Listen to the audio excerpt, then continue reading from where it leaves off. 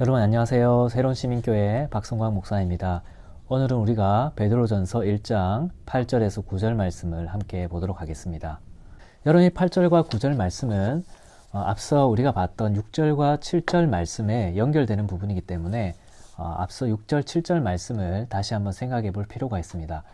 여러분 6절과 7절에서 이 베드로전서를 받았던 수신자들의 믿음이 어떠했는지를 말씀드렸는데요. 여러분 이들의 믿음이 어떠했다고 했습니까? 그들에게 여러 가지 시험이 있었음에도 불구하고 그들이 오히려 크게 기뻐하며 신앙생활을 했다고 말씀을 드렸습니다. 그들의 삶에는 여러 가지 시험 때문에 근심하지 않을 수 없는 상황이 많이 있었지만 확실한 구원에 대한 분명한 소망이 있었기 때문에 그들은 시험 중에서도 오히려 크게 기뻐할 수 있었습니다.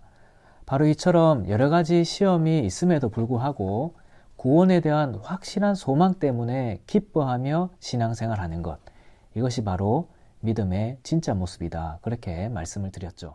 여러분 오늘 8절과 9절 말씀도 바로 이 베드로전서 수신자들의 믿음에 대해서 말하고 있는데요. 여러분 먼저 8절을 보시면 이 수신자들의 믿음이 어떠했다고 말합니까? 이들이 예수님을 보지 못했음에도 불구하고 믿고 있다. 그렇게 말하고 있습니다.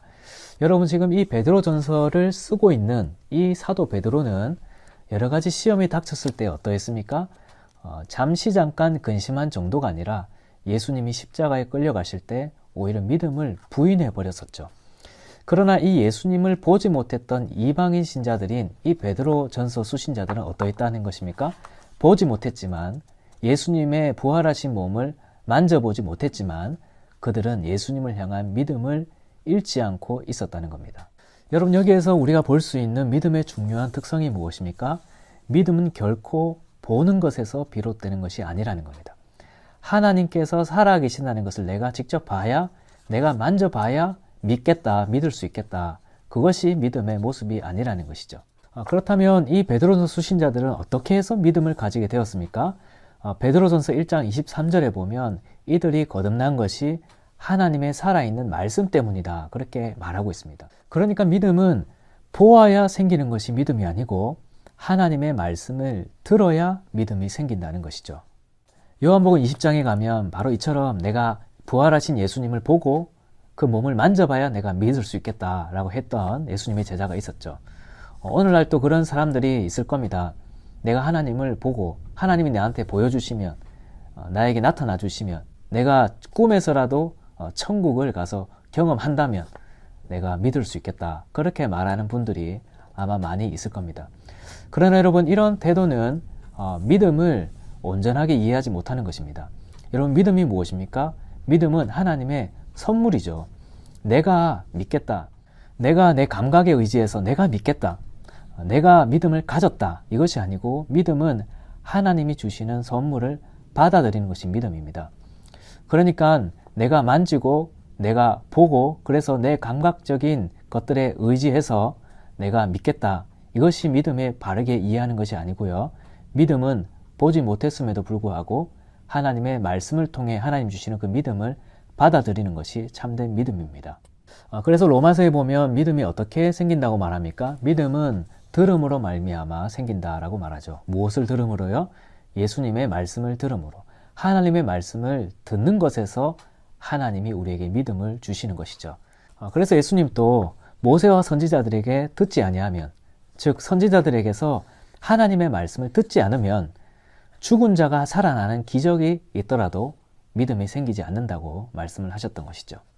그렇다면 여러분 오늘날 우리가 이런 참된 믿음을 갖기 위해서는 무엇이 필요할까요? 바로 하나님이 우리에게 믿음을 주시는 수단, 바로 이 하나님의 말씀을 읽고 듣는 일에 힘써야 되는 것입니다. 보아야 믿고 내가 만져봐야 믿을 수 있는 것이 아닙니다. 믿음은 하나님께서 말씀을 듣게 하심으로 생기게 하는 것이 바로 믿음입니다. 여러분 이러한 믿음이 저와 여러분들에게 있기를 소망합니다. 감각에 의존한 믿음이 아니라 이성과 어떤 경험에 따라 증명된 것에 뿌리 내리는 그런 믿음이 아니라 하나님의 말씀에 뿌리를 내리는 그런 믿음이 되어서 여러 가지 시험 중에서도 흔들리지 않는 신앙생활을 해나가기를 소망합니다. 여러분 두 번째로 사도 베드로는 이들의 믿음이 어떠했다고 말합니까? 이들이 예수님을 보지 못하는 중에서도 믿을 뿐만 아니라 그들이 예수님을 사랑하였고 말할 수 없는 영광스러운 기쁨으로 즐거워하고 있다고 그들의 믿음을 말하고 있습니다. 여기서 기뻐하다는 것은 지난 6절 말씀에서 봤었던 바로 그 기쁨과 동일한 단어인데요.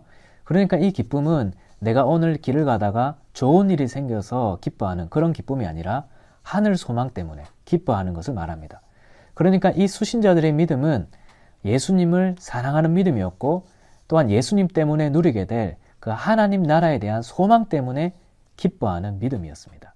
여러분, 우리는 여기에서 믿음의 또 다른 중요한 특성을 하나 발견하게 됩니다. 무엇입니까?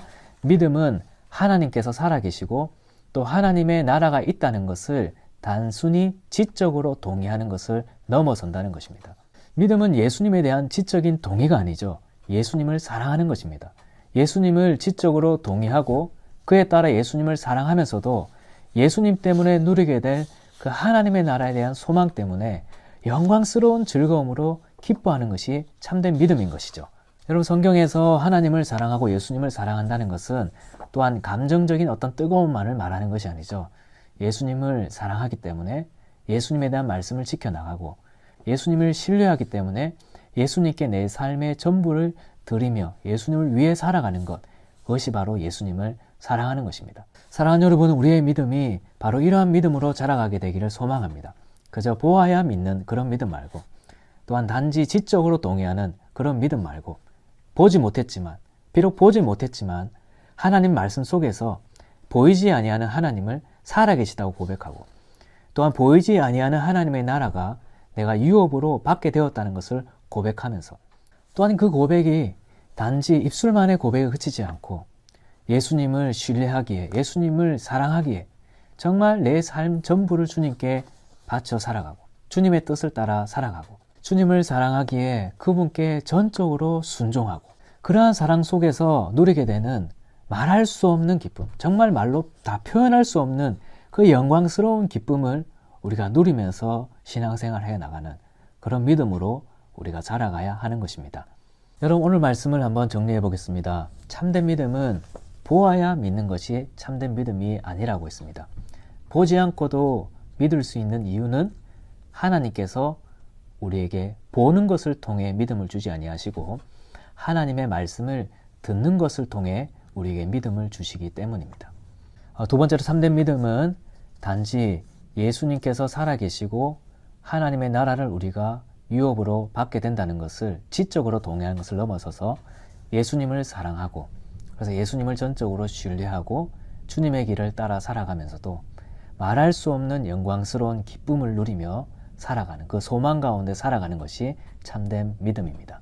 이 참된 믿음이 삼위 하나님으로부터 우리에게 주어지기를 소망합니다.